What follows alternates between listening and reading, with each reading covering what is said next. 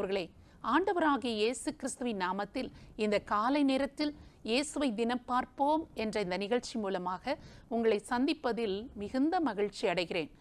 தொடர்ந்து அந்த தேவனை உயர்த்தி நாம் பாடி ஆராதிக்க போகிறோம். புகழ்கின்றோம் உம்மையே என்று சொல்லி பாடி ஆண்டவராகிய தேவனை ஆராதித்து நாம் மகிமைப்படுத்தலாம். வாருங்கள், சேர்ந்து பாடும்.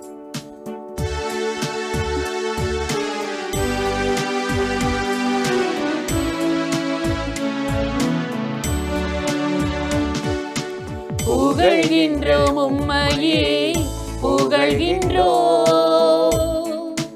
போற்றி புகழ்ந்து பாடுகிறோம்.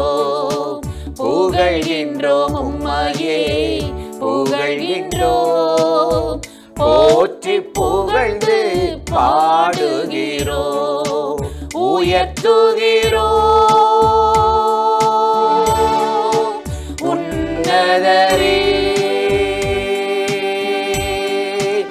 உயர்த்தி மகிழ்கிறோம். புகழ்கின்றோம்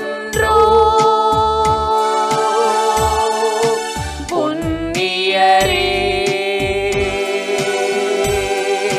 புகழ்ந்து பாடுகிறோம்.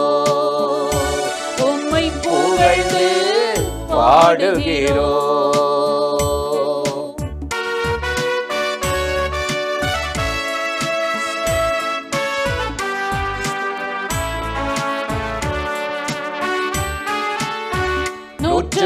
தலைவனை தேற்றினீரே, வார்த்தையை அனுப்பி வாழ வைத்தே.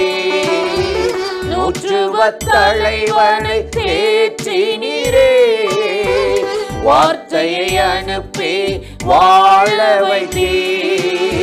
விசுவாசம் பெரிதென்று பாராட்டினீர், விசுவாசம் பெரிதென்று பாராட்டினீர்.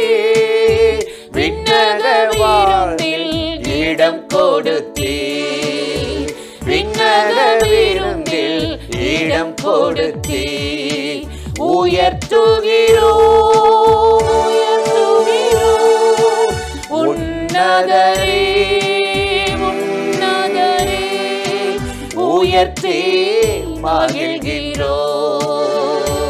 உம்மை உயர்த்தி மகிழ்கிறோம்.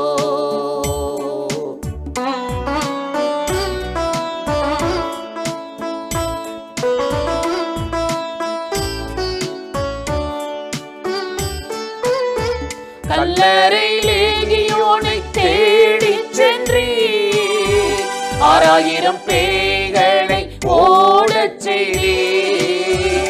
கல்லறை லேகியோனை தேடிச் சென்றீர், 6000 பேய்களை ஓடச் செய்தீர். ஆடை அணிந்து அமரச் செய்தீர், ஆடை அணிந்து அமரச் செய்தீர். ஆர்வமாய் சாட்சி பகரச் செய்தீர், ஆர்வமாய் சாட்சி பகரச் செய்தீர். உயர்த்துகிறோம் உன்னதரே, உயர்த்தி மகிழ்கிறோம். உயர்த்துகிறோம் உயர்த்துகிறோம் உன்னதரே, உன்னதரே, உயர்த்தி மகிழ்கிறோம். உம்மை உயர்த்தி மகிழ்கிறோம்.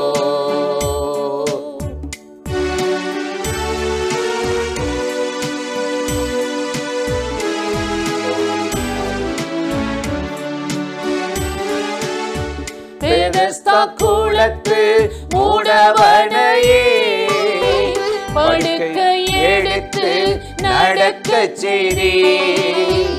பெதஸ்தா குளத்து மூடவனையே, படுக்கை எடுத்து நடக்கச் செய்தீர். இனியும் பாவம் செய்யாதே என்று, இனியும் பாவம் செய்யாதே என்று எச்சரித்தீரே தேடி சென்றேன், எச்சரித்தீரே தேடி சென்றேன். உயர்த்துகிறோம் உன்னதரே, உயர்த்தி மகிழ்கின்றோம், உம்மை உயர்த்தி மகிழ்கின்றோம். புகழ்கின்றோம் உம்மையே புகழ்கின்றோம், போற்றி புகழ்ந்து பாடுகிறோம். புகழ்கின்றோம் உம்மையே புகழ்கின்றோம், போற்றி புகழ்ந்து பாடுகிறோம். அல்லேலூயா அல்லேலூயா அல்லேலூயா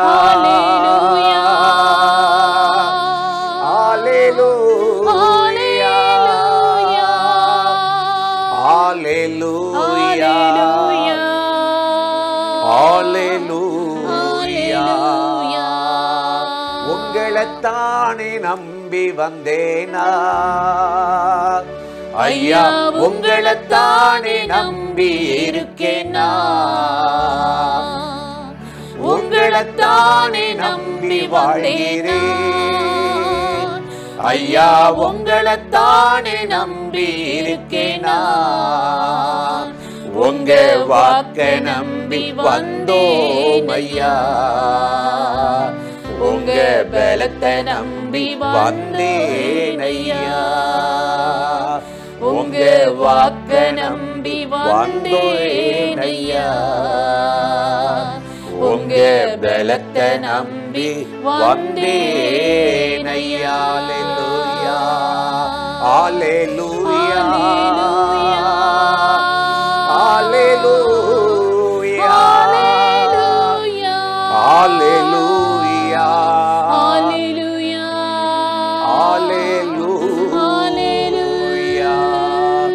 கிருபையாவியானவரே உம்மை புகழ்கிறோம், இரட்சகரே, உம்மை வாழ்த்துகிறோம், உம்மை மீட்பரே, உயர்த்துகிறோம். வல்லவரே, இயேசு என்ற நாமம் நல்லவரே, உயர்ந்திருப்பதாக இயேசுவை உயர்த்துகிறோம். அல்லேலூயா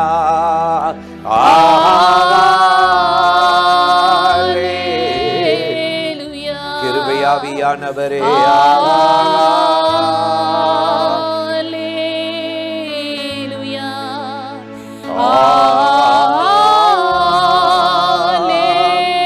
கிருபையாவியானவரே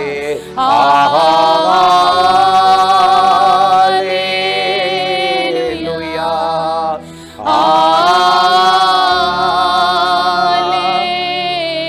நன்றி ஆவியானவரே, ஸ்தோத்திரம் அப்பா. மகிமையானவரே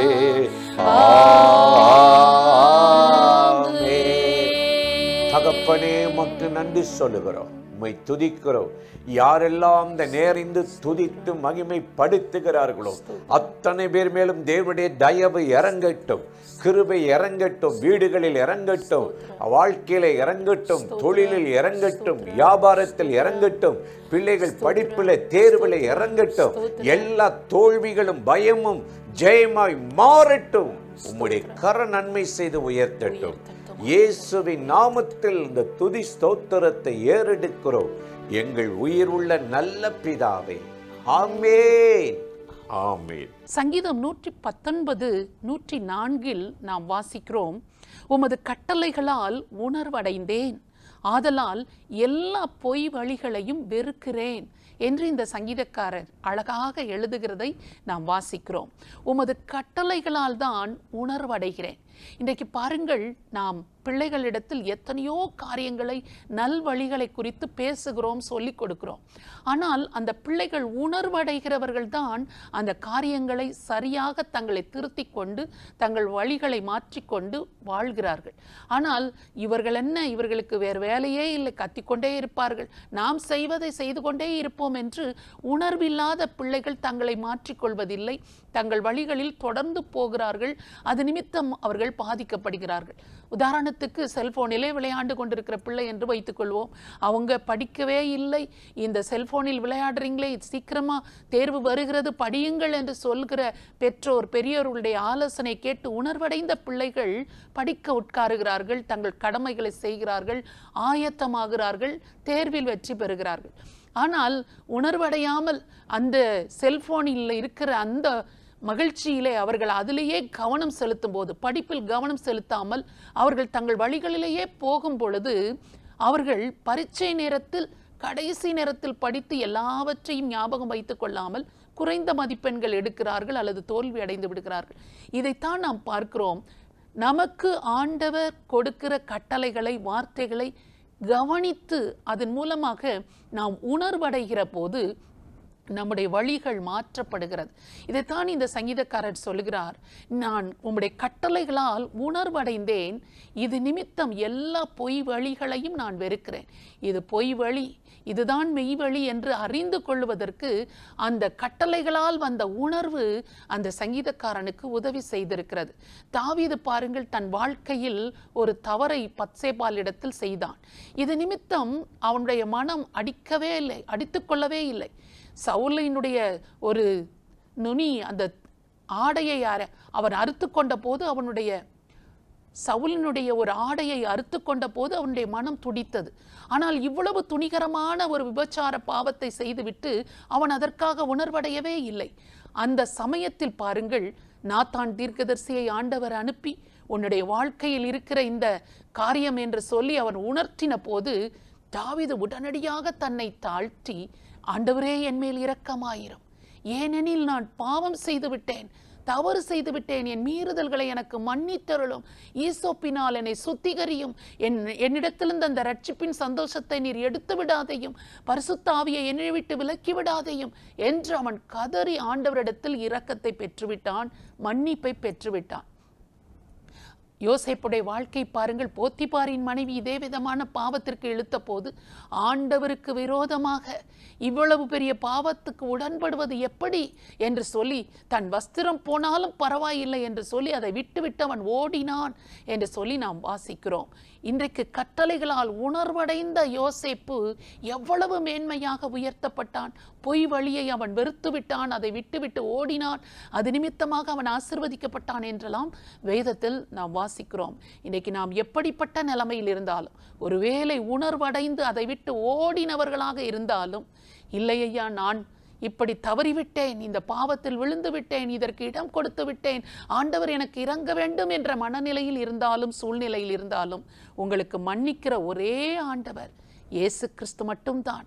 உங்களுடைய எந்த பாவ சூழ்நிலையையும் மன்னித்து, ஒருவேளை பாவத்தை விட்டு விலகி ஓடினாலும் கர்த்தர் உங்களை ஆசீர்வதிக்க முடியும். இல்லை, தவறி நான் விழுந்து விட்டேன் என்று என்னை மன்னிக்க வேண்டும் என்று கேட்டாலும் கர்த்தர் உங்களை ஆசீர்வதித்து உயர்த்த முடியும். அதனால் இந்த சங்கீதக்காரன் சொல்கிறார், உம்முடைய கட்டளைகளினால் நான் உணர்வடைந்து பொய் வழிகளை வெறுக்கிறேன் என்று சொல்கிறார். இப்படிப்பட்ட பரிசுத்தமான வாழ்க்கைக்கு நம்மை ஒப்பு கொடுத்து ஆண்டவரிடத்தில் ஜெபிப்போமா? பரிசுத்தமுள்ள நல்ல தகப்பனே, இந்த அருமையான காலை நேரத்திற்காக நாங்கள் உம்மை நன்றியோடு ஸ்தோத்தரிக்கிறோம்.